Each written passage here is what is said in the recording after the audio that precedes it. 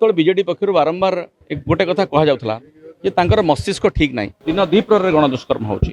एभली स्थिति ओडिसा रे केबे आसी नथिला एई स्थिति को वर्तमान सरकार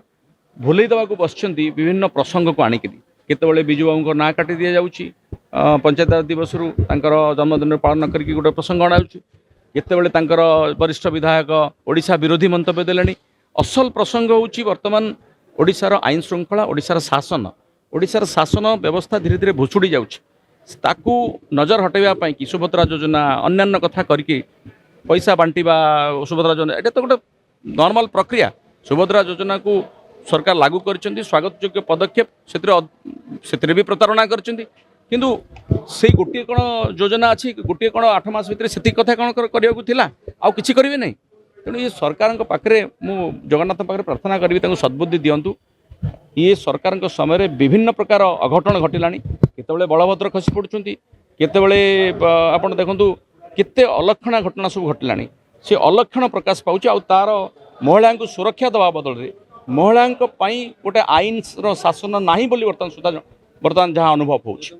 आमे बारंबार एक विधानसभा उठेइछु आपण मने थिबो विगत विधानसभा आईन श्रृंखला पर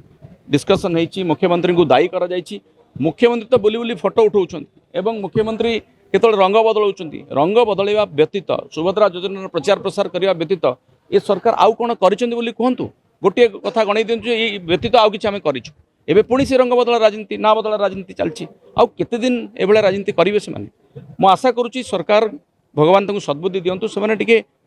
शासन मनस्क हुंतु मनीष मनस्क हुंतु माटी मनस्क हुंतु आपनकर मने थिबो जेतळे जनरल मिश्र अपोजिशन लीडर थिले सेतळे बीजेडी पक्षर बारंबार एक गोटे कथा कह जाउथला जे तांकर मस्तिष्क ठीक नाही आज सी तो निजे शासन रे अछंती तांको दल सरकार रे अछि वर्तमान आपण कहंतु से जो मंतव्य दउछंती ये मंतव्य जिते निंदा कले भी कम हम ओडिशा विरोधी मंतव्य दउछंती गोटे शासक दलर बीजेपी दलर जने वरिष्ठ विधायक जी बोध हुए मत लगुच जेहेतु मंत्री करा जाई नाही से राग सुझुचंती एवं राग सुझातु मना ना तांकर दलीय इंटरनल मैटर रे हमर किछि कहबार नाही कि दयाकोरी ओडिशा को भाग भाग करने ओडिया अस्मितार कथा कहीकि आप सरकार को आसचंती बर्तमान ओडिशा को भाग भाग करने आप एभली मंतव्य केमती दौरान जिते पश्चिम ओडिशार अवदान कम नुहे ओडिशा को स्वतंत्र उत्कल प्रदेश गठन करने पश्चिम ओडिशार नेतृवृंद कवि गंगाधर मेहर आरंभ करी जिते जो जो नेतृवृंद परवर्ती समय आसचंती समस्त अवदान अच्छी ओडिया भाषा को ओडिया साहित्य ओडिया संस्कृति को रुद्धिमंत करिवारे से पश्चिम ओडिशारू से निर्वाचित होकर से बर्तमान विभेदर मंजी बुणुंट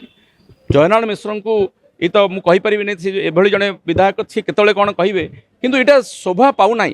बीजेपी गोटे राष्ट्रीय दल तार मर्यादा रक्षा करू ओडिशार जो अस्मिता को